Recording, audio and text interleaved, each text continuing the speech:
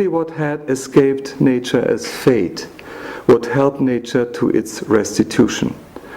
The more that art is thoroughly organized as an object by the subject and divested of the subject's intentions, the more articulately does it speak according to the model of a non-conceptual, non-rigidified, significative language. This would be perhaps the same language that is inscribed in what the sentimental age gave the beautiful, if threadbare name, the Book of Nature. That was the quote. He who can understand the language of the birds, like the Nibelungens and Wagner's Siegfried, will be able to read the Book of Nature, but only through the contemplation of art, while advanced art, the kind of art aesthetic theory tries to understand, art itself has become incomprehensible. So in relation to the artwork it deals with, the main question of aesthetic theory is, why has art become difficult? The chapter about enigmaticalness begins with the following. The task of aesthetics is not to comprehend artworks as hermeneutical objects. In the contemporary situation, it is their incomprehensibility that needs to be comprehended. Autonomous art is a commentary on society in Adorno's understanding, on the situation, on how it is. This commentary is at the same time radical and incomprehensible. It needs interpretation, calls for a philosophical response.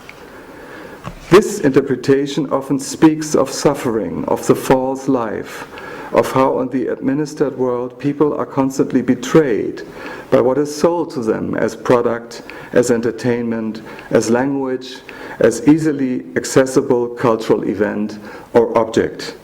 A critical response to the universal web of blindness is possible because some of us can see the world like someone who can understand the language of the birds, who can see the constellation of success even in disfigurement, who has a notion of alterity of what the other would be like without being able to positively naming it.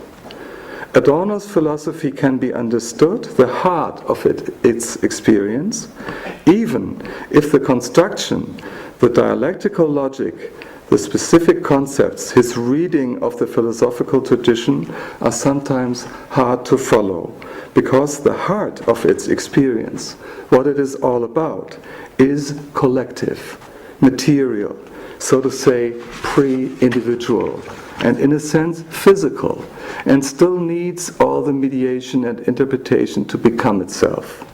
The evidence and durability of both his smaller essays, books like Minima Moralia, but also the great illustrative passages of aesthetic theory and negative dialectics, have to do with the close contact to experience, with the preciseness in which Adorno's writing witnesses those life world motives in which happiness and suffering, utopia and failure are insolubly interwoven and speak of the state of domination of nature we inflict upon both the outside world and ourselves. No true work of art, as he says, is without longing. Quote, that by which they transcend longing, however, is the neediness inscribed as a figure in the historically existing. By retracing this figure, they are not only more than what simply exists, but participate in objective truth to the extent that what is in need summons its fulfillment and change. The elements of this other are present in reality, and they require only the most minute displacement into a new constellation to find their right position. Rather than imitating reality, artworks demonstrate this displacement to reality. Adorno's language, the dialectical, critical, and essayistic style of his philosophy, tries to convey this by hinting at those elements of the other, by gathering them and displacing them slightly through the philosophical contemplation of the concrete details.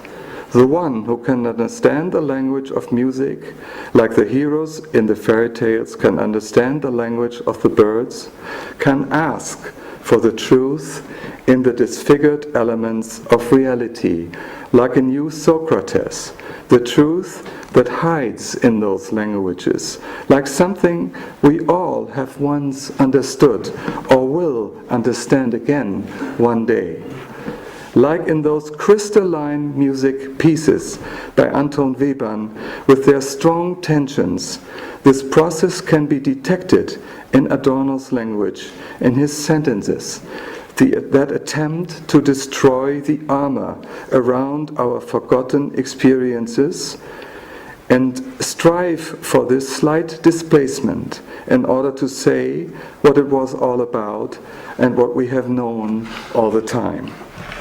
But his philosophy needs the other already in order to become critical of itself, in order to become second reflection, anti-systematic, post-metaphysical, in the typical dialectical way in which Adorno would always insist upon staying where metaphysics have always been, only slightly displaced. But how do we gain experience of the other without betraying it? Again, this is why aesthetic theory and the experience of natural and art beauty are central to Adorno's philosophy. It must be to any philosophy that takes the standardization of language, lifestyles, and life worlds, cultural and entertainment industry, of the dangers of an anthropocentric interpretation of technology with the exploitation of all natural resources seriously.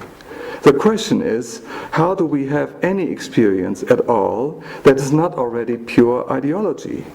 This is exactly the point where difficult art, in Adorno's understanding, comes in, and why it has become difficult in the first place. The totality of friendly domination in our industrially and media-controlled societies is so thorough that we need a strong antidote to catch breath at all. The process of art becoming autonomous and more inaccessible reflects that, the extent to which such a radical response has become necessary, at least in his understanding and in relation to the artwork aesthetic theory interprets.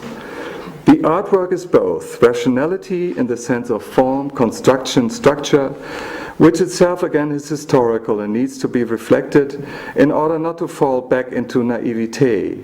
And the artwork is opaque, blind, immediate, matter, mimesis, as Adorno calls it, content, in the sense that it reacts to an impulse, the primacy of an object before construction, but that will show itself only through construction. The relationship between mimesis, content, and construction, form, is again dialectical and historical, and speaks of subject-object relations in social and historical reality, while also transcending them. The idea, the telos of the artwork, is to establish a precarious resolution and reconciliation that can stand for what in reality does not exist yet. Adorno's understanding of the creative process is not that the subject expresses itself in art, but that the subject is able to throw itself away for the sake of the logic of the material itself, and thus can experience a liberation from itself, a slight displacement. The idea of self-expression would leave the subject in the prison of an anthropocentric, narcissistic mirror stadium, in which an encounter with the other is just not possible. But only a strong, educated subject, being aware of itself, can give itself up to the demands of the material and the tendencies of the artwork itself. This would be a subject-object relationship